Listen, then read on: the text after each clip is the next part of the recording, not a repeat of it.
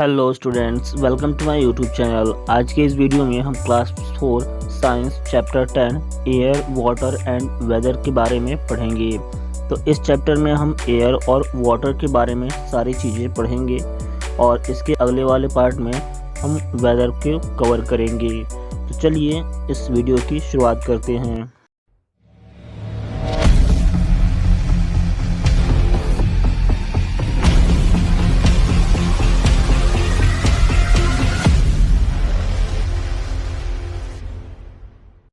Chapter 10 है air water and weather, यानी हवा, पानी और मौसम। तो इस चैप्टर में हम एयर से शुरुआत करते हैं।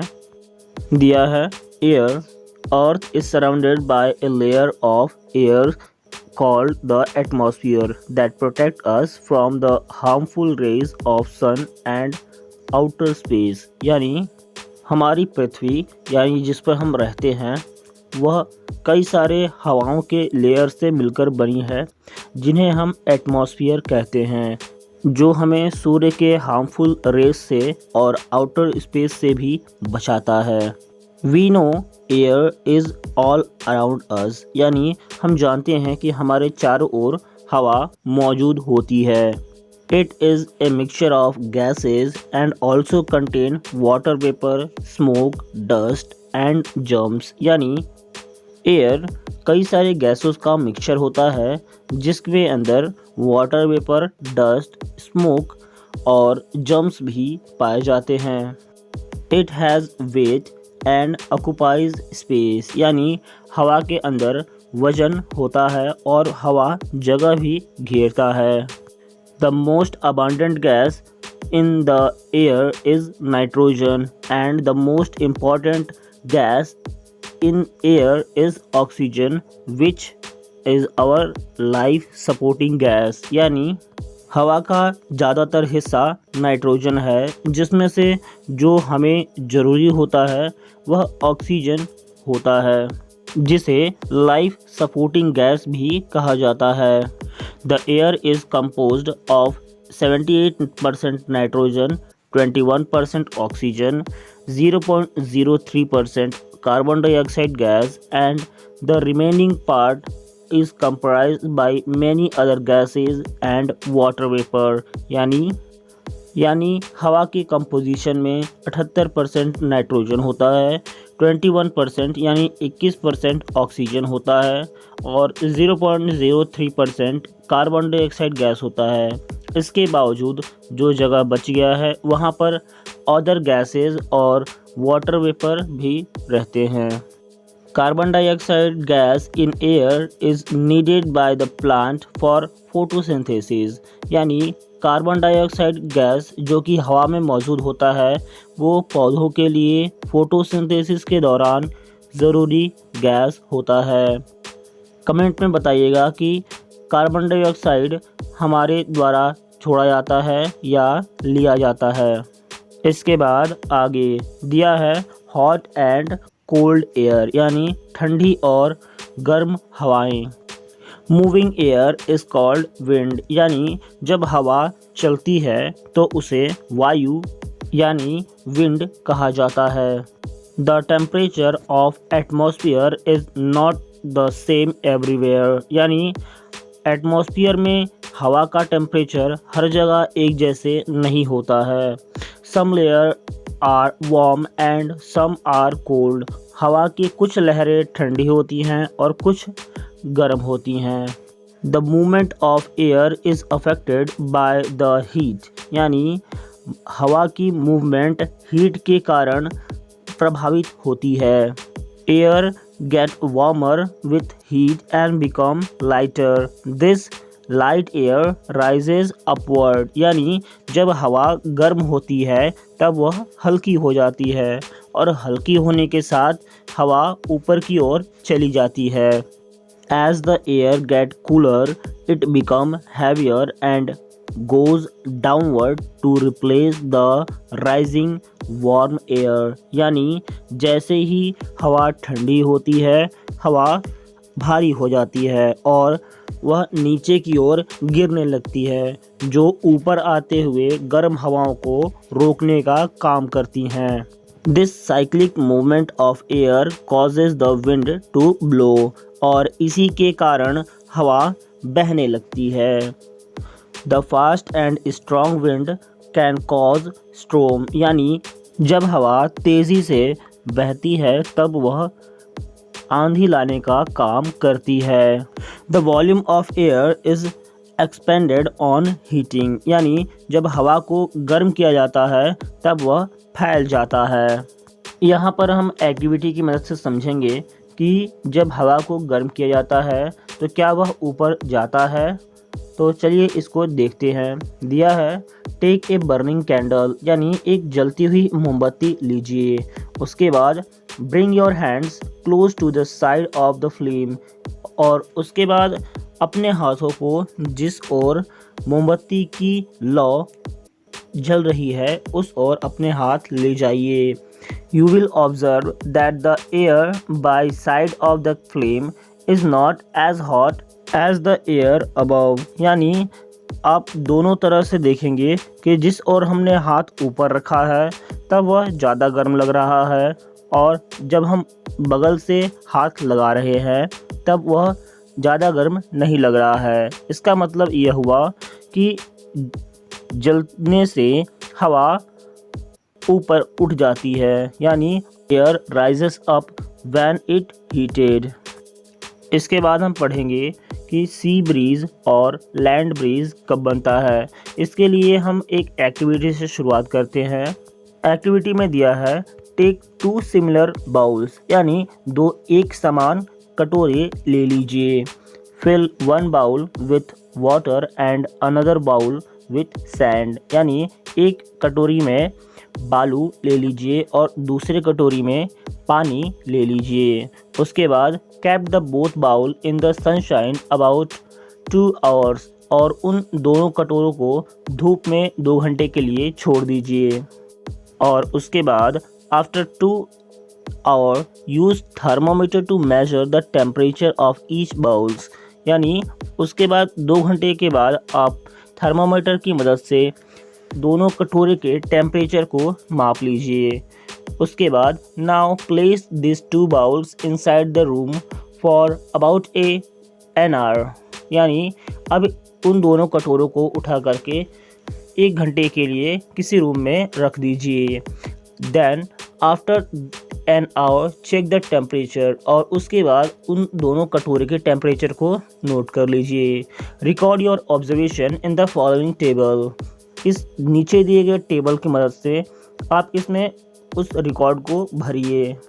थर्मामीटर से टेम्परेचर को मापने के बाद आपको पता चलेगा कि जिस कटोरे में हमने बालू रखा था धूप में 2 घंटे के लिए, उसका टेम्परेचर 65 डिग्री सेल्सियस तक पहुंच गया है, और बगल में जिसमें हमने वाटर रखा था उसका टेम्परेचर 36 डिग्री ही रह गया। और जब हमने दोनों कटोरियों को एक रूम में रखा तब बालू का टेम्परेचर 23 डिग्री सेल्सियस था, और वहीं वाटर का टेम्परेचर 25 डिग्री सेल्सियस तक था। फ्रॉम द अबव टेबल और activity you can see that the sand और land absorb heat faster than water, यानी ऊपर जो हमने एक्टिविटी किया था उसकी मदद से हम समझ सकते हैं कि पानी के मुकाबले बालू जल्द ही हीट को एब्जॉर्ब कर लेता है। It also cools down faster than water, और पानी से जल्द ही ठंडा भी हो जाता है। On the other hand water absorbs and loses the heat more slowly than land, यानी वहीं दूसरी ओर पानी हीट को ना ही तो जल्दी एब्जॉर्ब कर पाता है और ना ही हीट को लॉस कर पाता है ज़मीन के मुकाबले।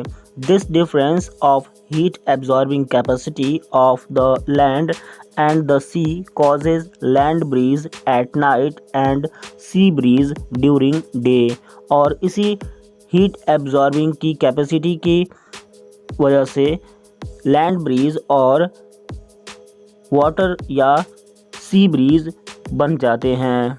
सी ब्रीज, ये during the day time the land get heated up faster than water and then heat up the air above, it, यानी दिन के समय में ज़मीन सूर्य की रोशनी की वजह से जल्द ही गर्म हो जाता है पानी के मुकाबले। और अभी थोड़ी देर पहले पढ़ा था कि जब हवा को गर्म किया जाता है तब वह ऊपर की ओर उठ जाता है। तो सूर्य से जो रोशनी हमें मिली थी उसके साथ में हीट भी आ जाता है और दिन के समय में यह हीट ऊपर की ओर हवा को उठा देता है।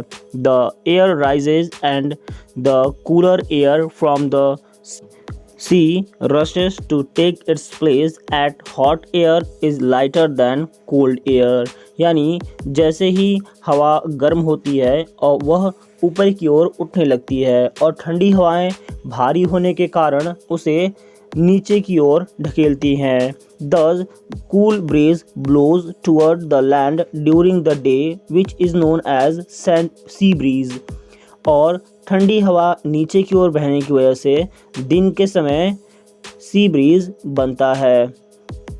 इसके बाद आगे land breeze. During night the land cools quickly, therefore the air above it cools down, यानी रात के समय ज़मीन जल्द ही ठंडी हो जाती है, इसलिए ऊपर की हवाएं नीचे बैठ जाती हैं। Now the sea is warmer than the land, अब समुद्र ज़मीन के मुकाबले गर्म है क्योंकि ज़मीन ठंडी हो चुकी है। The hot air above the sea rises up and the cooler air from the land blows toward the sea it to take its place। अब क्योंकि समुद्र का पानी गर्म है तो उसके ऊपर का हवा गर्म होगा और ज़मीन के ऊपर का हवा ठंडा होगा, तो ठंडी हवाएं भारी होने के कारण गर्म हवाएं को दबा देगी। तो इसके वजह से the breeze therefore blows from the land which is known as land breeze, और इसकी वजह से वहाँ पर लैंड ब्रीज बन जाएगा।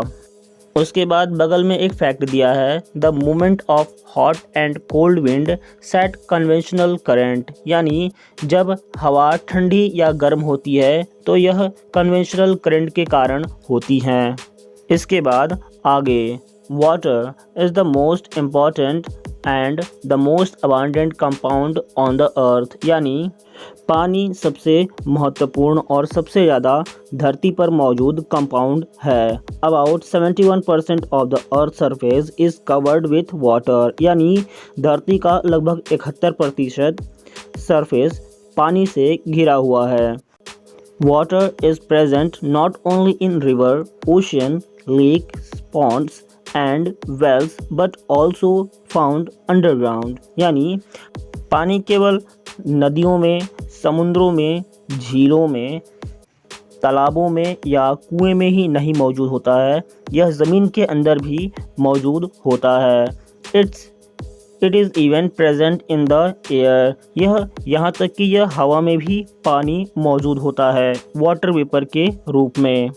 वाटर एग्जिस्ट्स इन 3 फॉर्म, यानी पानी 3 रूप में मौजूद होता है, सॉलिड, लिक्विड, गैस, यानी ठोस, द्रव और gas. The solid form of water is ice, the liquid form of water and gaseous form is water vapour, यानी जब पानी सॉलिड होता है तब उसे आइस कह सकते हैं और लिक्विड फॉर्म में पानी को वाटर ही रहता है और गैसियस फॉर्म में वाटर वेपर के रूप में बदल जाता है। These forms are interchangeable, यानी यह तीनों फॉर्म सॉलिड, लिक्विड या गैस यह आपस में बदले जा सकते हैं। Water can change it's form on heating और कूलिंग, यानी जब हम पानी को ठंडा या गर्म करें तब यह इनके तीनों रूप में देखे जा सकते हैं।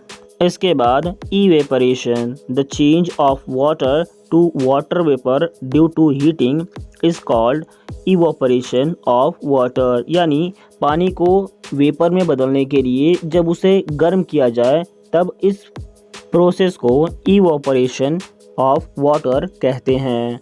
Evaporation takes place all the time at all the places, evaporation हर समय हर जगह पर होते रहता है।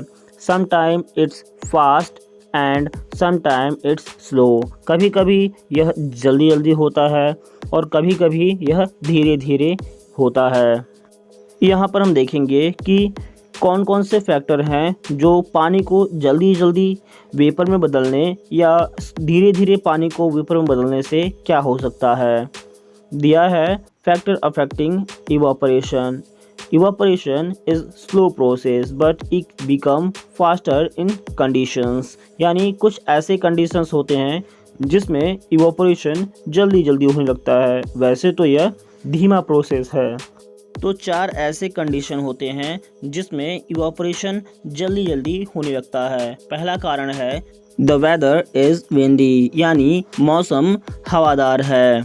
तो जब मौसम हवादार होगा तब भी इवापोरेशन जल्दी जल्दी होने लगेगा। दूसरा है द एयर इज़ ड्राई, यानी जब हवा सूखी हो तब इवापोरेशन जल्दी जल्दी होने लगेगा, यानी वाटर वेपर में बदलने लगेगा। The temperature of the surrounding is high, अगर सराउंडिंग का टेम्परेचर भी ज़्यादा है यानी टेम्परेचर गर्म है तब भी इवापोरेशन जल्दी जल्दी होने लगेगा। और चौथा कारण है जब हम उसकी सरफेस एरिया को बढ़ा दें तब भी इवापोरेशन जल्दी जल्दी होने लगेगा। इसके बाद हम एक एक्टिविटी की मदद से समझेंगे कि एरिया बढ़ाने से इवापोरेशन कैसे इफेक्ट होता है। तो यहाँ पर दिया है take 2 piece of clothes of equal size and of the same material, यानी 2 एक ही किस्म के एक साइज के कपड़े लीजिए। डिप दैम इन वाटर, अब दोनों को पानी में भिगो दीजिए। Open out 1 cloth and fold the other 1 4 time, उसमें से एक को ऐसे ही निकाल लीजिए और दूसरे वाले कपड़े को 4 बार मोड़ दीजिए। Put them in the sun, अब दोनों कपड़ों को धूप में छोड़ दीजिए। You will find out the unfolded piece of the cloth dryer faster than the folded one, यानी आपको पता चलेगा कि जिस कपड़े को हमने मोड़ा नहीं था वह जल्दी से सूख गया है और जिसे हमने 4 बार लपेटा था या मोड़ा था वह जल्दी से नहीं सूखा। This is because the exposure area of the folded cloth is smaller, यह इसलिए हुआ कि जिस कपड़े को हमने लपेटा था उसका एरिया कम था, इसलिए वह जल्दी नहीं सूख पाया। इसके बाद आगे condensation, changing of water vapour into droplets of water on cooling is known as condensation, यानी वाटर वेपर को ठंडा करने पर वाटर के छोटे छोटे बूंद बनते हैं, इस प्रोसेस को कंडेंसेशन कहा जाता है। Condensation plays a very important role in nature, condensation हमारे वातावरण में बहुत ही महत्वपूर्ण रोल अदा करता है। Due, Frost, fog, rain, hail and snows are formed under different condition due to condensation, यानी ड्यू यानी ओस, फ्रॉस्ट यानी पाला, फॉग यानी कोहरा, रेन यानी वर्षा, हेल यानी ओले और स्नो यानी बर्फ, यह सभी कंडेंसेशन की वजह से अलग अलग परिस्थितियों में अलग अलग जगहों पर बनते या पाए जाते हैं। यहाँ पर हम एक एक्टिविटी की मदद से समझेंगे कि कैसे पानी को गर्म करने से पानी वाटर वेपर में बदल जाता है। इसके लिए एक्टिविटी दिया है take a pan and put some water in it, यानी एक बर्तन ले लीजिए और उसमें पानी को रख लीजिए। Heat the pan on the gas stove, अब उस पानी को या उस पतीले को स्टोव पे रख के गर्म कीजिए। When the water start boiling, ask the elder to hold the steel plate over it. अब जब पानी खौलने लगे या उबलने लगे तब अपने से बड़े किसी को कहिए कि एक स्टील के बर्तन को प्लेट या किसी भी स्टील के बर्तन को उसके ऊपर रखें। ऑब्जर्वेशन में आपको पता चलेगा यू विल सी और you will observe small water droplet on the plates, जैसे ही उबलते हुए पानी के ऊपर ठंडे प्लेट को रखा जाएगा तब वाटर वेपर सीधे वाटर ड्रॉपलेट में बदल जाएगा। इसी प्रक्रिया को कंडेंसेशन भी कहते हैं। कंडेंसेशन एक ऐसी प्रक्रिया है जिसमें वाटर वेपर को ठंडा करने पर वाटर के ड्रॉपलेट्स बन जाते हैं। एक्टिविटी शुरू होने से पहले हमने dew, frost, fog, rain, hails and snow के बारे में जाना था कि यह अलग अलग परिस्थिति में कंडेंसेशन के कारण बनते हैं। तो चलिए देखते हैं कि कैसे ये सभी बनते हैं। बारी बारी से इन सभी के बारे में पढ़ते हैं। पहला दिया है ड्यू यानी ओस। Due is a term used for small water droplets that appears on thin objects in the morning। यानी ओस ऐसे वाटर ड्रॉपलेट्स होते हैं जो कि ऑब्जेक्ट पर सुबह सुबह दिखाई देते हैं। When the night is cold, the water vapor present in the air condensed and appear as droplet on the ground, on the plant and also on other surfaces. This is called dew। यानी जब ठंडी रात होती है तब water के droplets air से condense होकर ज़मीन पर ड्रॉपलेट्स के रूप में गिर जाते हैं। यह प्लांट और भी अन्य सरफेसेस पर गिरते हैं। इन्हें ओस कहा जाता है। We often see dew drops early in the morning on leaves, flowers and vehicles। हम इन ओस को सुबह सुबह पत्तियों पर, फूलों पर और गाड़ियों पर देख सकते हैं। जब रात ठंडी होती है तभी यह दिखाई देते हैं। Dew is different from rain as it forms directly from water vapor near the grounds and not in the cloud। यानी ओस बारिश से अलग होते हैं क्योंकि यह ज़मीन पर मौजूद पानी में से मौजूद वाटर वेपर से ही सीधे बनते हैं, ना कि बादल से। इसके बाद frost. In extreme winter the earth becomes very cold, the dew on the surface or water freeze into teeny white crystals। These are called frost। यानी जब बहुत ही ज़्यादा कड़ाके की ठंडी पड़ती है तब धरती ठंडी हो जाती है और जो ओस सरफेस पे जमे होते हैं पानी के रूप में वह छोटे छोटे बूंदों में बदल जाते हैं जिन्हें फ्रोस्ट यानी पाला कहते हैं। The frost is created when the temperature of the air drops below the freezing point.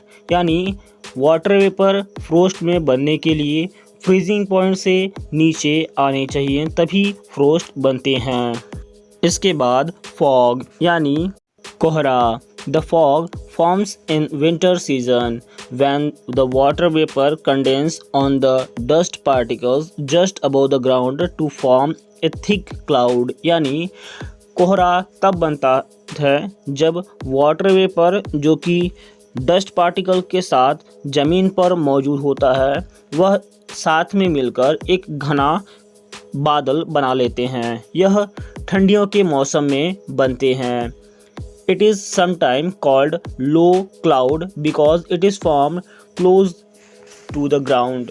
इसे कभी कभी छोटा बादल भी कहा जाता है क्योंकि यह ज़मीन के बहुत ही नज़दीक होता है। It restricts visibility and cause traffic jams and delay for some time।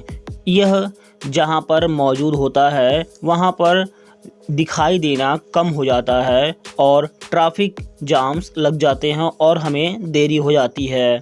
When exposure to sunlight the fogs are get cleared। यानी जब धूप होती है तब यह कोहरा साफ हो जाता है। इसके बाद स्नो यानी बर्फ़। In winter certain region receives very little light and heat from sun। ठंडी के मौसम में जहाँ पर सूर्य की रोशनी और गर्मी बहुत ही कम पहुँचती है। The air in such region contain enough water vapour. और वैसे इलाकों में वाटर वेपर बहुत ज़्यादा बन जाते हैं। This water vapour freezes to form a cloud of crystals. यह वाटर वेपर जम करके क्रिस्टल के बादल बना लेते हैं। This snowflakes falls as snow, यही बर्फ के बादल स्नो के रूप में बरसते हैं, जिसे स्नोफॉल कहा जाता है। इसके बाद रेन यानी वर्षा। As the water vapour evaporated from the sea and river moves up the air, they condense to form a tiny droplets. जैसे ही वाटर वेपर सी से और रिवर्स से बनते हैं, वह ऊपर की ओर बढ़ने लगते हैं और छोटे छोटे ड्रॉपलेट्स में एक जगह इकट्ठे हो जाते हैं।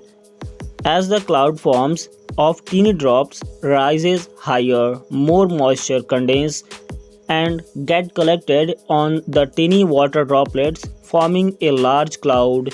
यानी यह छोटे छोटे ड्रॉपलेट्स बादल में इकट्ठा हो जाते हैं और आगे चल के यह एक बड़ा सा बादल बना लेते हैं। When these clouds pass through cooler air, they get cooled further. और जैसे ही यह बादल ठंडे हवाओं की वजह से आस पास पहुँचते हैं, the water droplets becomes heavier and falls on the earth as rain.